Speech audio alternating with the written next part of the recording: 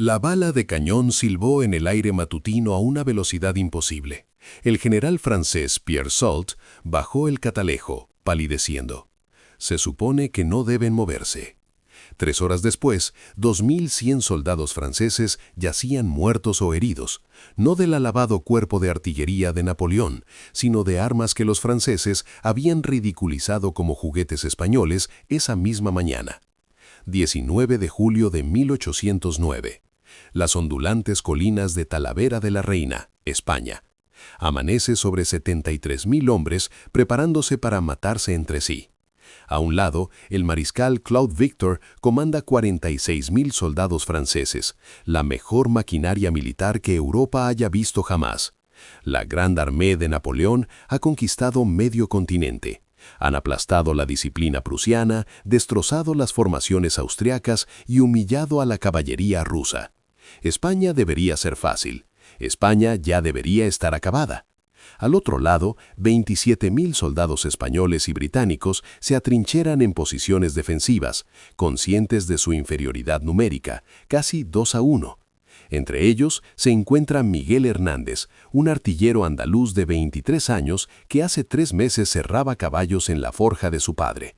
Sus manos, callosas por años de herrería, ahora agarran las cuerdas de un cañón de 2 kilos, un arma de la que los oficiales franceses se han reído desde el amanecer. Miguel puede oírlos. El viento lleva sus voces por el valle, francesas y burlonas. No habla francés, pero la risa suena igual en todos los idiomas. Los oficiales de artillería franceses señalan las posiciones españolas, señalando los cañones ligeros, doblándose de risa. Un coronel francés incluso se seca las lágrimas. Junto a Miguel, el sargento Tomás Ruiz, de 47 años, escupe a la seca tierra española. Tomás luchó contra los británicos en el Caribe hace 20 años, perdió 3 dedos de la mano izquierda por una bala de mosquete en Trinidad y ha olvidado más de artillería que la mayoría de los oficiales. Que se rían, gruñe. En 2 horas estarán llorando. Las manos de Miguel tiemblan levemente. Ha visto cómo estos cañones de 4 libras eran despedidos durante toda su breve carrera militar.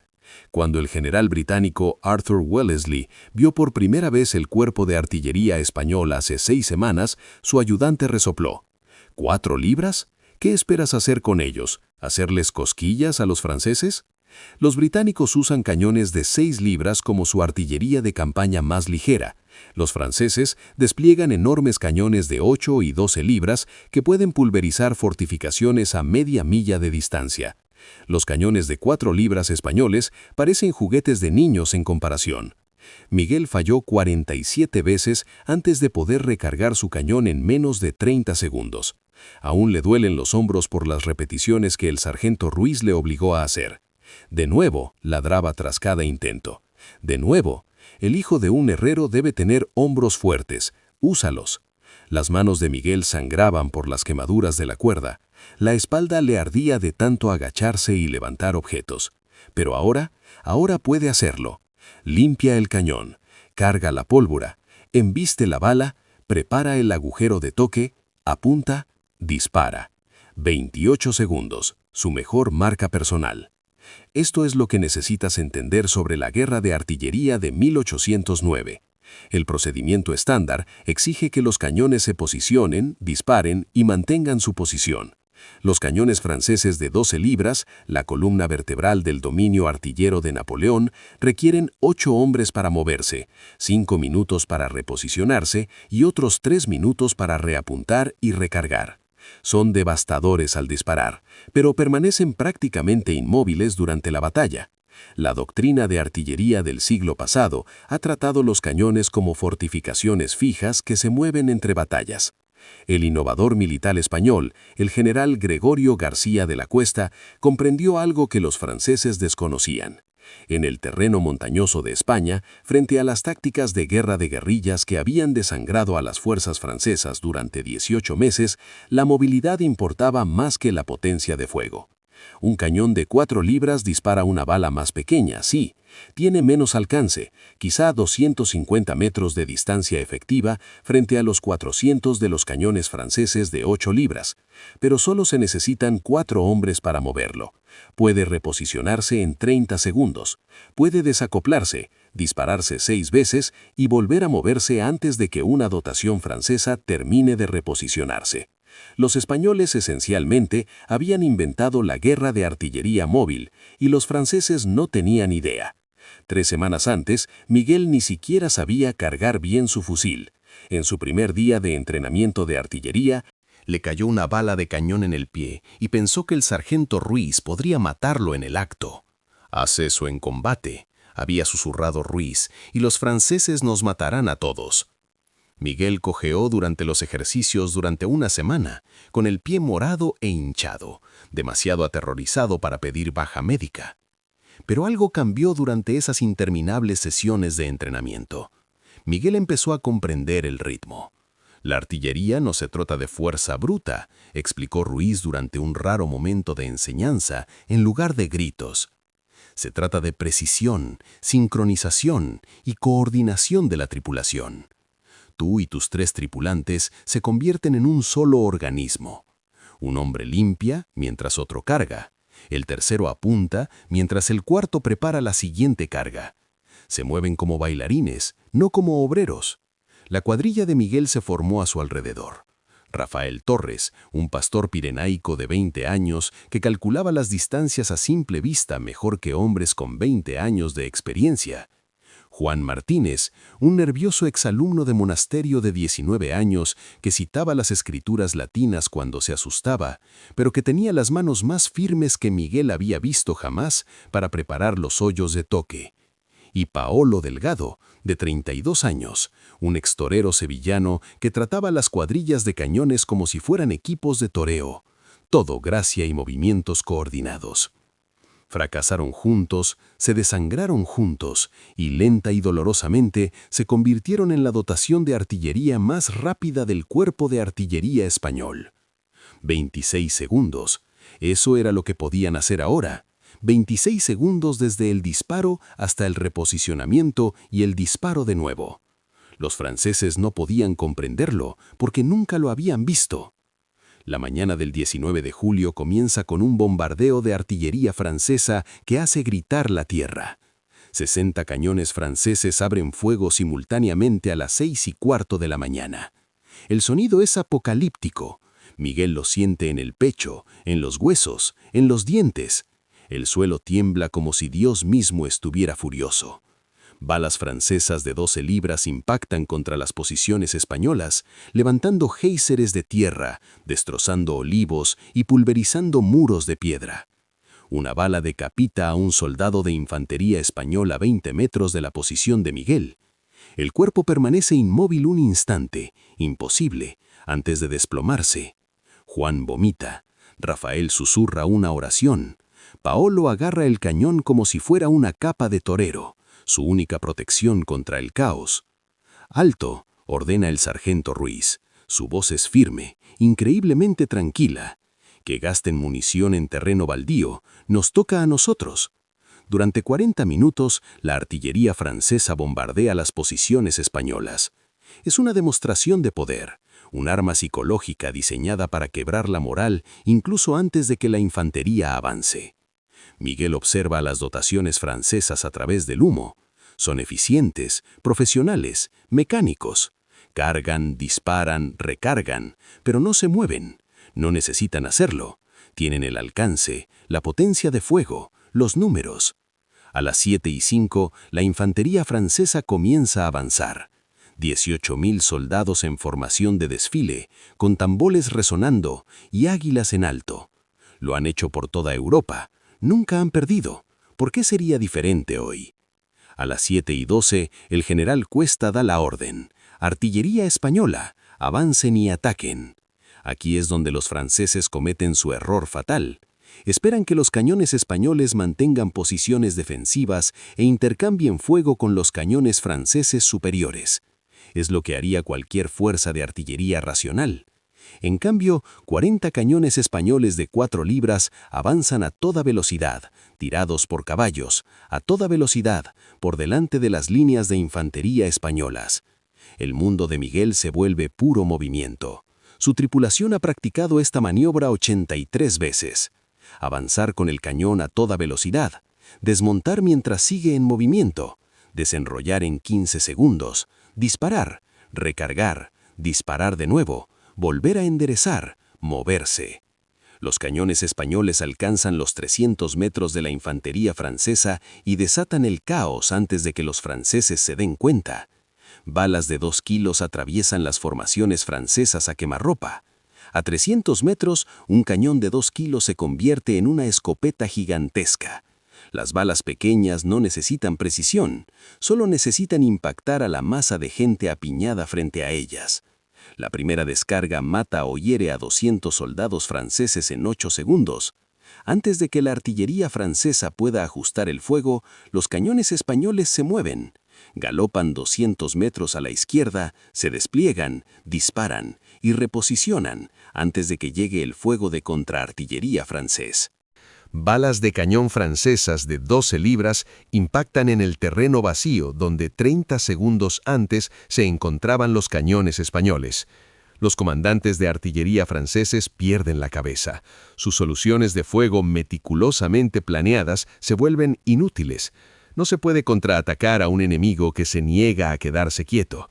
Los cañones franceses pivotan, reapuntan, calculan la elevación y la deriva y disparan contra posiciones españolas que ya no existen. Mientras tanto, los cañones de 4 libras españoles danzan por el campo de batalla como caballería montada, disparando, moviéndose, disparando de nuevo. La tripulación de Miguel está en trance. Fregar, cargar, embestir, cebar, disparar. El cañón está abrasador. Las manos de Miguel se ampollan incluso a través de sus guantes de cuero. El hombro de Rafael se disloca por el retroceso durante el 7º disparo. Lo vuelve a colocar en su lugar él mismo, gritando, y regresa a su posición. Las manos firmes de Juan tiemblan ahora de cansancio, pero su cebado nunca falla. Paolo coordina sus movimientos con precisión de torero, anticipándose a las necesidades de cada hombre antes de que las expresen. Disparan 18 veces en la primera hora, se reposicionan 13 veces. Las formaciones de infantería francesa, diseñadas para resistir el bombardeo de artillería tradicional desde posiciones fijas, no pueden hacer frente a los cañones móviles que aparecen, devastan sus flancos y desaparecen antes de que llegue el fuego de respuesta.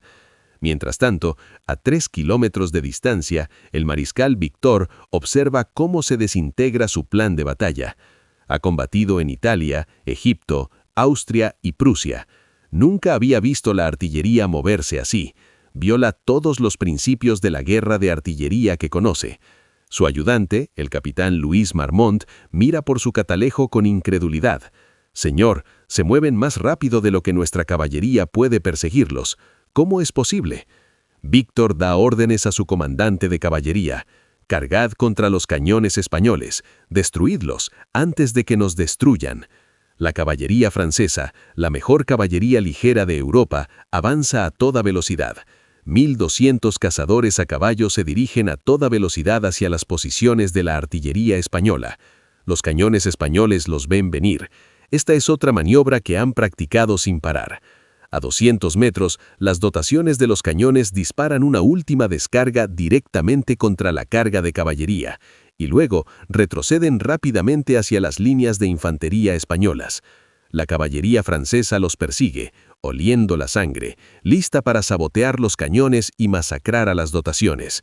A 150 metros de las líneas españolas, la caballería entra en una zona de muerte preposicionada. La infantería española, oculta entre la hierba alta y tras muros de piedra, dispara ráfagas coordinadas de mosquete a quemarropa. Simultáneamente, los cañones de 4 libras, ahora a salvo tras la protección de la infantería, disparan metralla, convirtiendo cada cañón en una enorme escopeta cargada con 78 balas de mosquete.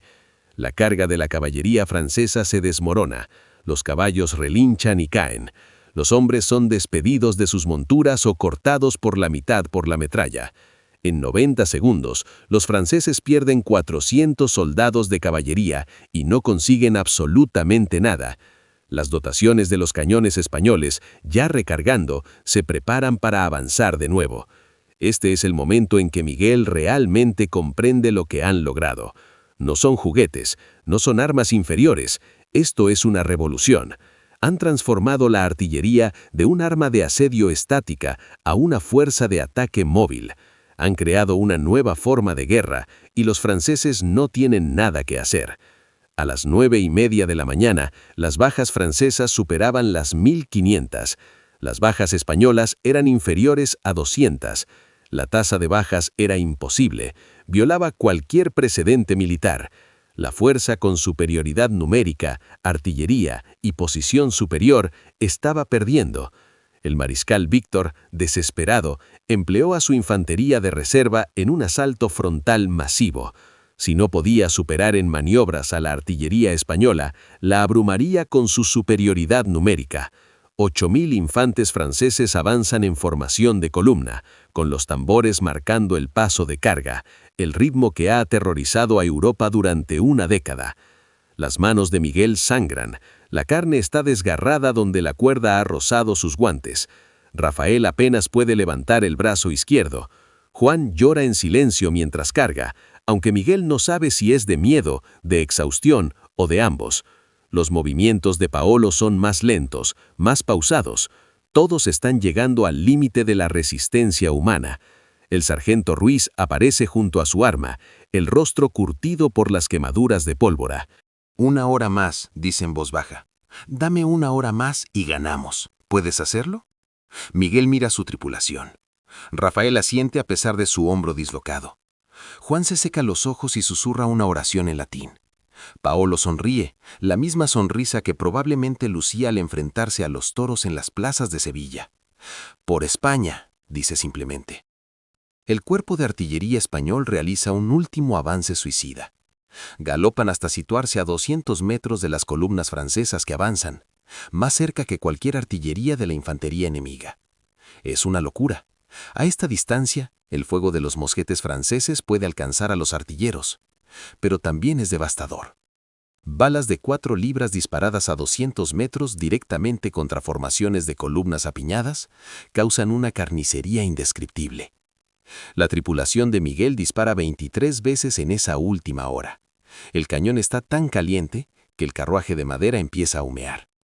Rafael se desmaya 2 veces de dolor, pero se niega a detenerse. Las manos de Juan tiemblan tanto que apenas puede preparar el orificio de toque, pero nunca falla.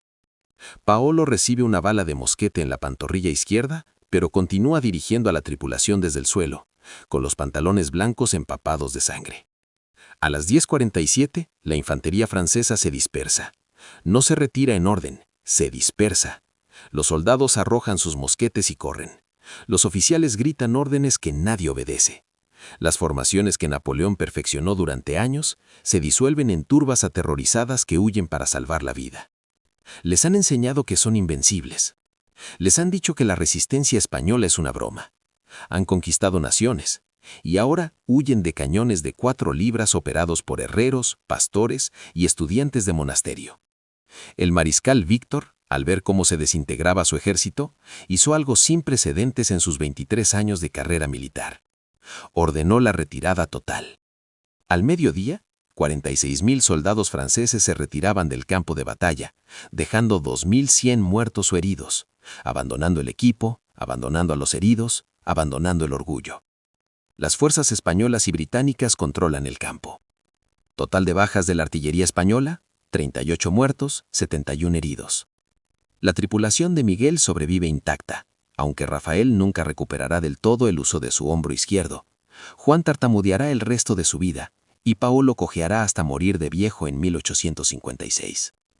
El sargento Tomás Ruiz, de pie entre el humo, la sangre y el equipo francés destrozado, enciende un puro con una brasa del cañón de Miguel. «Te dije que dejarían de reír», dice. 3 días después, un oficial de artillería francés capturado es interrogado por la inteligencia británica. Cuando le preguntan por los cañones españoles, rompe a llorar. «Esos no son cañones», dice. «Son demonios. Están por todas partes y en ninguna». No pudimos matarlos, no pudimos atraparlos, nos destrozaron con juguetes.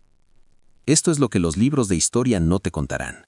6 semanas después, Napoleón recibe personalmente el informe posterior a la acción del mariscal Víctor. El emperador, que ha revolucionado la guerra en toda Europa, lee con creciente furia las descripciones de las tácticas de la artillería móvil española. Reconoce de inmediato lo sucedido. Los españoles han innovado más rápido que sus propios estrategas militares. Ordena la revisión de la doctrina de la artillería francesa. Exige el desarrollo de diseños de cañones más ligeros y móviles. Retira 40.000 soldados de otras regiones españoles para reforzar posiciones contra estas nuevas tácticas.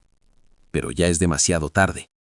Las fuerzas españolas, envalentonadas por Talavera, comienzan a desplegar artillería móvil por toda la península. Los observadores británicos, inicialmente desdeñosos con los cañones de 4 libras españoles, envían despachos urgentes a Londres recomendando tácticas similares. Los teóricos militares prusianos, al estudiar la batalla, incorporan la artillería móvil a la doctrina que finalmente derrotaría a Napoleón en Leipzig. Una batalla, una innovación. Un grupo de herreros, pastores y extoreros que se negaron a aceptar la inferioridad de sus armas. Miguel Hernández, Rafael Torres, Juan Martínez, Paolo Delgado. Olvidarás estos nombres en 5 minutos. Pero si no le das a me gusta, no te suscribes, el algoritmo de YouTube también lo olvidará. Decidirá que esta historia no merece la pena. Tú decides. Mantén vivos a estos héroes olvidados o déjalos desaparecer para siempre. Un me gusta equivale a un saludo a los guerreros que la historia olvidó. Suscríbete para no perderte nunca estas historias enterradas. Comenta y saluda si crees que merecen ser recordadas. Miguel sobrevive a la Guerra de la Independencia. Regresa a la forja de su padre en 1814. Entrena a su hermano menor en herrería y no vuelve a hablar de Talavera hasta 1848, cuando un historiador militar lo localiza. El historiador pregunta si Miguel se arrepintió alguna vez de no haber recibido una medalla o un reconocimiento formal por su servicio. Miguel, que para entonces tenía 62 años, con las manos nudosas tras décadas de trabajo en la forja y ese día desangrándose por España, responde con algo profundo. No estábamos allí por las medallas, dice. Estábamos allí porque alguien tenía que demostrar que el tamaño no determina la fuerza. La velocidad sí, la precisión sí, el coraje sí. Los franceses aprendieron eso. Espero que lo enseñen correctamente. No lo hicieron, al menos no en las academias militares francesas. Durante 70 años, la doctrina de la artillería francesa ha simulado que Talavera fue una casualidad, una aberración, un acontecimiento puntual que no requiere cambios doctrinales. Es necesaria la guerra franco-prusiana de 1870, donde la artillería prusiana emplea tácticas móviles de inspiración española para devastar a las fuerzas francesas, para que Francia finalmente admita la lección que España les enseñó en 1890. Pero los oficiales de artillería españoles nunca lo olvidaron. Las tácticas desarrolladas antes de Talavera, perfeccionadas durante ese brutal combate de 3 horas, se convirtieron en la doctrina española estándar del siglo siguiente. Cuando los oficiales españoles entrenaban a los combatientes independentistas latinoamericanos en la década de 1820, enseñaban artillería móvil. Cuando España modernizó su ejército en la década de 1850, la artillería móvil siguió siendo fundamental. El fantasma de Miguel Hernández y su tiempo de recarga de 26 segundos acecha los campos de batalla europeos durante generaciones. Según los archivos militares franceses conservados en el castillo de Vincennes, el mariscal Víctor presentó 17 páginas de análisis táctico después de Talavera. La página 12 contiene una frase que los historiadores militares franceses intentaron suprimir hasta 1963.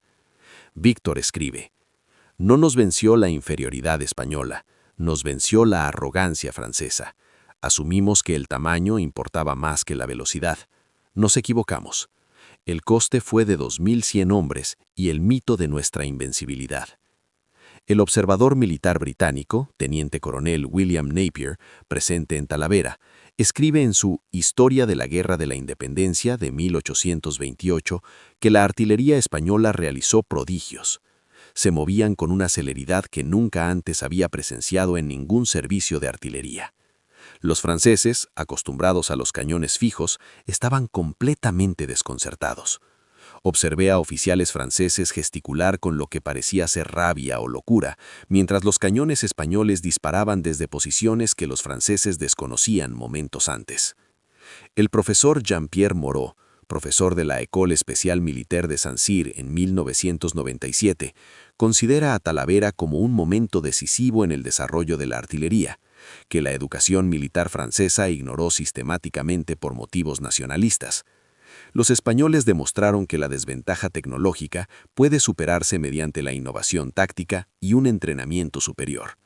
Esta es quizás la lección más importante que cualquier ejército puede aprender, y Francia pasó 70 años fingiendo que no había sucedido. Los cañones de 2 kilos que operaban Miguel y su tripulación se conservan en el Museo del Ejército, en Toledo, España. Son más pequeños de lo que cabría esperar, casi delicados. Una placa de latón describe sus especificaciones técnicas: diámetro de ánima de 4,6 centímetros, alcance máximo de 800 metros, alcance efectivo de 250 metros, peso 240 kilogramos, lo que permite su uso por 4 hombres. Cadencia de fuego con tripulación entrenada, 2 disparos por minuto continuos, hasta 3 disparos en periodos cortos. Lo que la placa no menciona: estas armas transformaron la guerra. Estos juguetes, como los llamaban los oficiales franceses, introdujeron conceptos que definen la artillería moderna hasta nuestros días. Movilidad por encima de potencia de fuego, velocidad por encima de protección, precisión por encima de volumen. Cada obús autopropulsado, cada lanzacohetes móvil, cada sistema de artillería de despliegue rápido en los ejércitos modernos remonta su linaje conceptual a los cañones de 4 libras españoles de Talavera. Sin embargo, la historia de Miguel no terminó en Talavera. Lo que sucedió 3 meses después conmocionó incluso al mariscal Víctor, quien creía comprender las capacidades españolas. En octubre de 1809, la dotación de artillería de Miguel fue desplegada en Sierra Morena, para lo que la inteligencia francesa calificó como una escaramuza menor. Los franceses destinaron 12.000 soldados a desmantelar lo que creían que era una pequeña fuerza guerrillera. Desconocían que la dotación de Miguel se había estado entrenando en tácticas de artillería de montaña, desarrollando técnicas para desplegar rápidamente cañones en terrenos que los franceses consideraban intransitables para la artillería. Revelaré lo que pasó en el próximo video, pero solo los suscriptores reciben la notificación. Comenta la segunda parte si quieres la historia completa. Si llegamos a 1000 comentarios, la subiré la próxima semana. Demuestra que no eres solo un espectador, forma parte de esta comunidad de guerreros de la historia. Suscríbete ahora. Miguel Hernández falleció en 1861 a los 75 años, rodeado de sus nietos en el mismo pueblo andaluz donde nació. Su obituario en el periódico local menciona su negocio de herrería y su servicio en la Guerra de la Independencia, pero no menciona específicamente a Talavera. Durante 70 años, la batalla que cambió la forma de operar la artillería fue solo un día más de servicio en la memoria de un veterano soldado. Pero en los archivos, en los informes posteriores a la acción, en las cartas privadas de oficiales franceses, observadores británicos y comandantes españoles, la verdad persiste. 19 de julio de 1809. El día en que el hijo de un herrero y su equipo de hombres comunes demostraron que el genio no requiere pedigrí, que la innovación supera a la tradición y que, a veces, quienes todo subestiman son quienes cambian la historia. Los franceses dejaron de reír a las 8 de la mañana. Al mediodía ya estaban corriendo. Al atardecer, el imperio de Napoleón había aprendido una lección que tardaría 6 años más en olvidar. Nunca te burles del arma hasta que hayas visto qué hay detrás. No el cañón, sino los hombres. No el tamaño, sino la velocidad. No la tradición, sino la innovación. Miguel, Rafael, Juan, Paolo. Sargento Tomás Ruiz. Recuerden esos nombres. Sangraron para que ustedes pudieran vivir en un mundo donde a veces ganan los desvalidos, donde la innovación vence a la tradición, donde el coraje y el entrenamiento superan al tamaño y la arrogancia. Nunca pidieron fama, solo pidieron no ser olvidados. Has llegado hasta aquí, no los olvides ahora. Cuadro de estadísticas clave. Fuerzas francesas, 46.000 soldados con 60 piezas de artillería. Fuerzas hispano-británicas, 27.000 soldados con 40 cañones de 4 libras. Bajas francesas, 2.100 muertos o heridos. Bajas de la artillería española, 109, 38 muertos, 71 heridos. Hora de reposicionamiento del cañón español, 30 segundos frente a 5 minutos para los franceses de 12 libras. Velocidad de recarga, 26-30 segundos. Récord, la tripulación de Miguel con 26 segundos. Caballería francesa perdida, 400 jinetes en 90 segundos durante una carga fallida. Tasa de bajas, 19-1 a favor de las tácticas de artillería españolas. Diferencia de alcance efectivo, español 250 metros versus francés 400 metros. Español compensado con movilidad. Disparos efectuados por la tripulación de Miguel, 41 rondas en 3 horas de combate. Fuentes históricas. Archivos militares franceses, Castillo de Vincennes. Informe posterior a la acción del mariscal Claude Victor, julio de 1809, 17 páginas de análisis táctico, incluida la admisión de sorpresa táctica por parte de la artillería móvil española. Historia de la guerra en la península, de William Napier, 1828. Relato de un observador militar británico que documenta el desempeño de la artillería española en Talavera, describiendo una movilidad y una eficacia sin precedentes. Spanish Museo del Ejército, Toledo.